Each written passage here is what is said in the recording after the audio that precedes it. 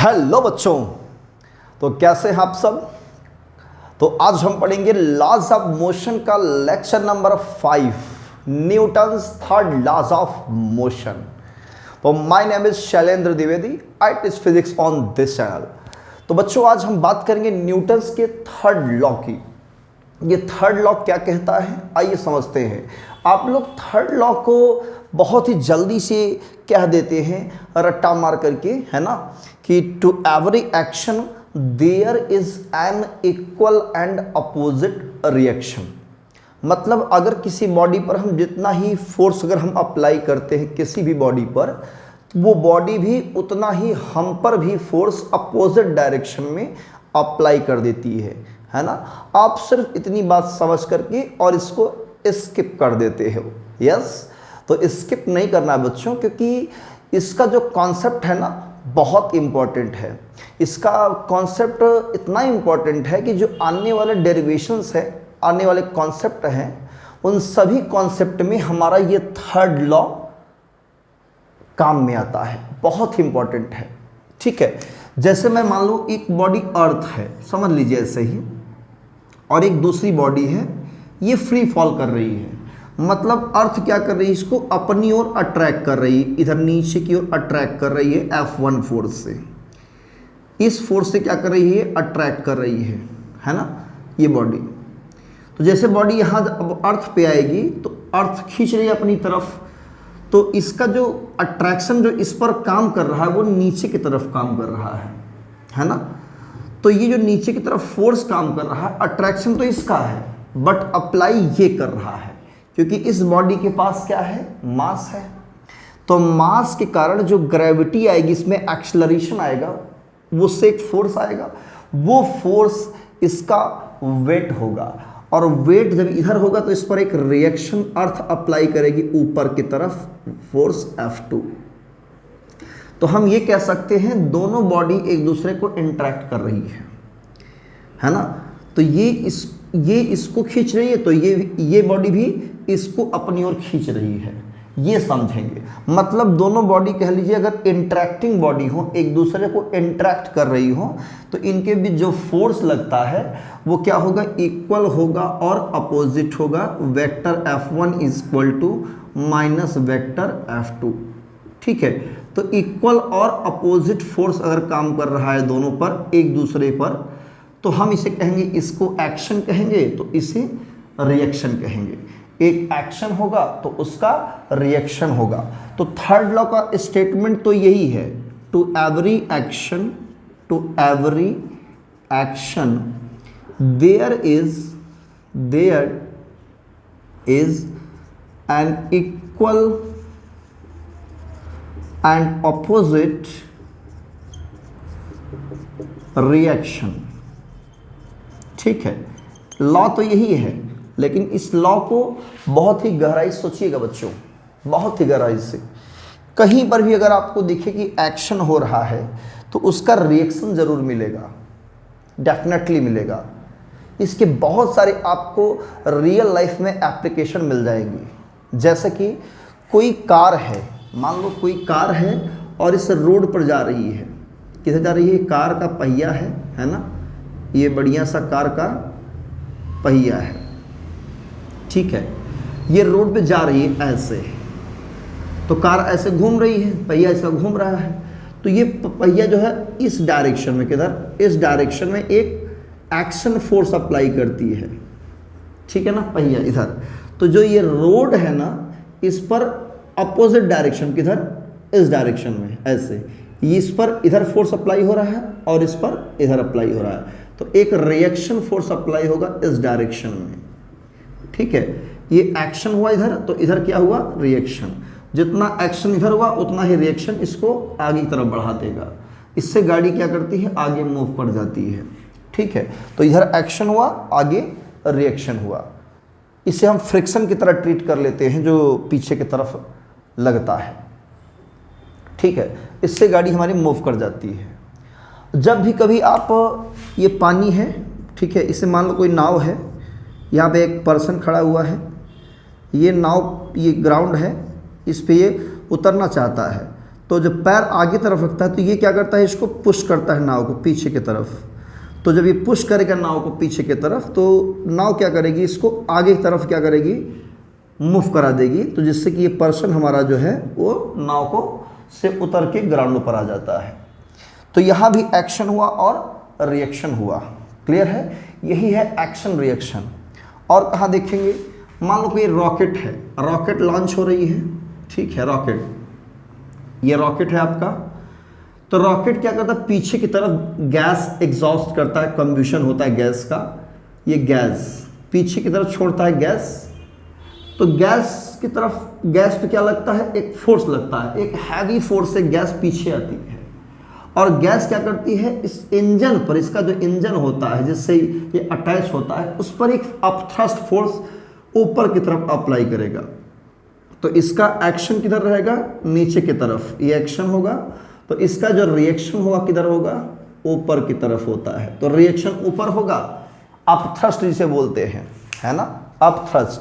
तो ये हमारा रॉकेट लॉन्च कर जाता है ऊपर की तरफ, धुआं नीचे की तरफ आएगी।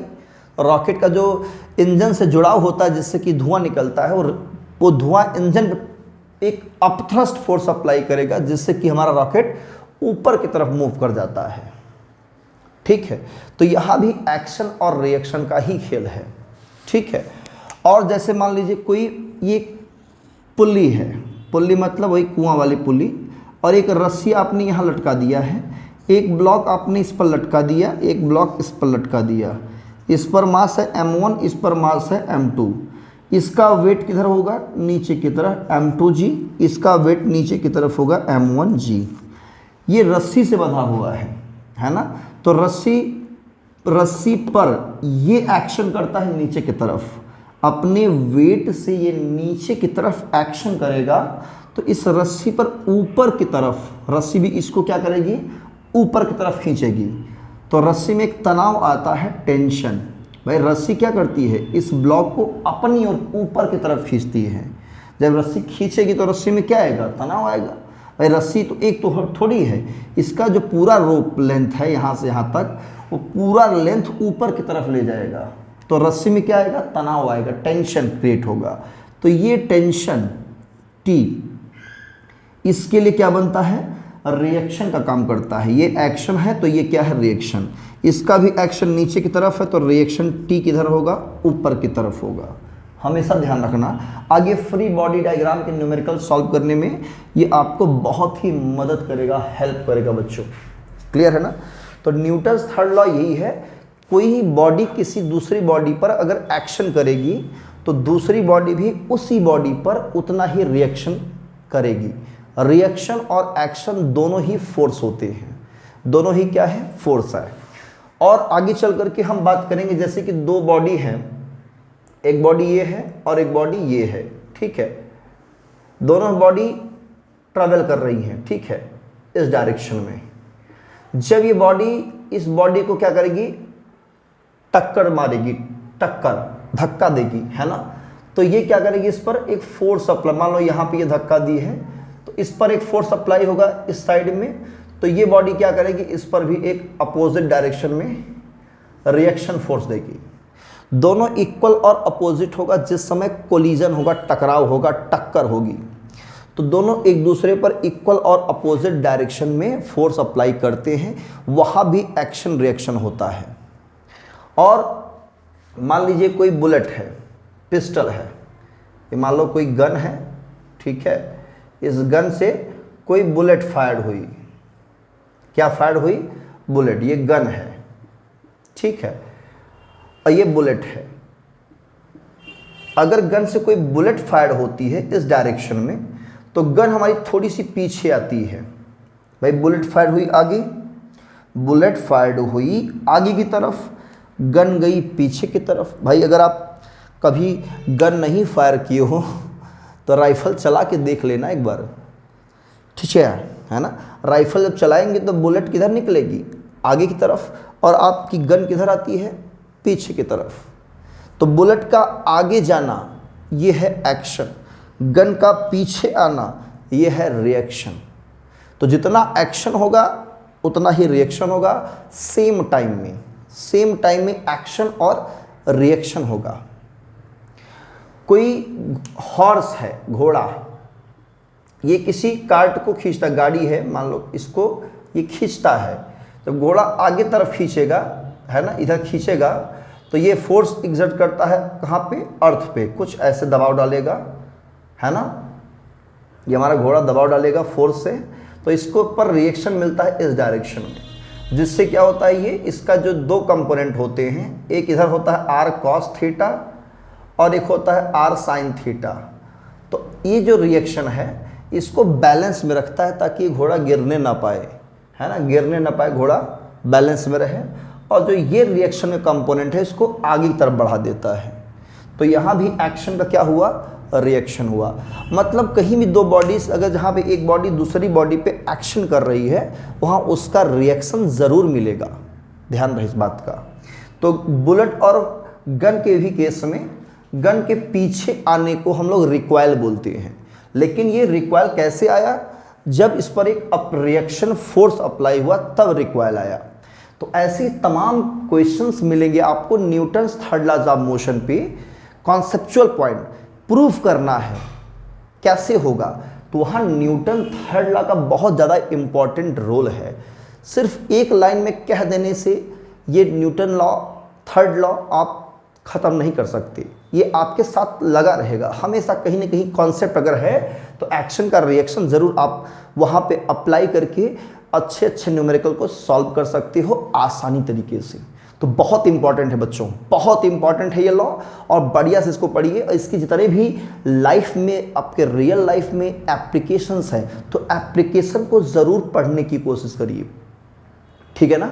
एप्लीकेशन को ज़रूर पढ़िए और समझिए इसका सेंस क्या कह रहा है। जब तक फिजिक्स को फील करके नहीं पढ़ोगे बेटा, उस लॉ को फील नहीं करोगे, अपने जहन में उतारोगे नहीं, तब तक थर्ड लॉ पढ़ने का मज़ा नहीं आएगा। आप झूला झूलते हो ना, मेले वाला है ना, जब सर्कल वाला है, जब आप ऊपर जाते हो तो बहुत ही अच्छा लगता है ना, ऊपर जाते हो, और जैसे ही नीचे आते हो लगता है कि अब प्राण छूट जाएंगे, मतलब कि अब नीचे से खिसक जाएगा ज़मीन ये और मैं गिर जाऊंगा यहाँ से, आप पकड़ के बैठे रहते हो। ऐसा क्यों होता है, क्योंकि वहाँ पर रिएक्शन फोर्स बहुत कम हो जाता है, क्योंकि मोशन हो रहा है ना, सर्कुलर मोशन, तो रिएक्शन फोर्स बहुत कम होगा वहाँ पे। तो भलाई इसी में रहेगी, आप उसे पकड़ के बैठेंगे ठीक है ना। तो रिएक्शन फोर्स कम होता है, और जैसे झूला नीचे की तरफ आता है रिएक्शन फोर्स धीरे धीरे इंक्रीज होने लगता है, और जब लोवेस्ट पॉइंट पहुंचते हैं तो मैक्सिमम होता है। वहाँ एक्शन और रिएक्शन इक्वल और अपोजिट होता है, जिससे फिर आप अपने आप को रिलैक्स फील करते हो। तो रिएक्शन का बहुत ज़्यादा इम्पॉर्टेंस है हमारे लाइफ में। जो लिफ्ट में आप यात्रा करती हो, लिफ्ट ऊपर जा रही है, लिफ्ट नीचे आ रही है ना, लिफ्ट में ट्रैवल करते हो, 22 मंजिला 23 मंजिला ऊपर तक जाते हो, है ना, तो उस लिफ्ट में भी एक्शन रिएक्शन का बहुत ज़्यादा इम्पॉर्टेंट रोल है। अगर रिएक्शन ना होगा तो आपको अपना वहाँ पे क्या होगा, वेट इंक्रीजिंग फील नहीं आएगा, और अगर रिएक्शन ना हो उतरते समय, मतलब लिफ्ट का जो डोरी है टूट जाए अचानक से, तो क्या होगा, आप वेटलेस फील करोगे और हादसा हो जाएगा ठीक है ना। तो रिएक्शन होना बहुत ज़रूरी है, और एक्शन रिएक्शन को फील ज़रूर करिए। तो यही है third law, action reaction law, laws of motion का लेक्चर नंबर 5 है ये।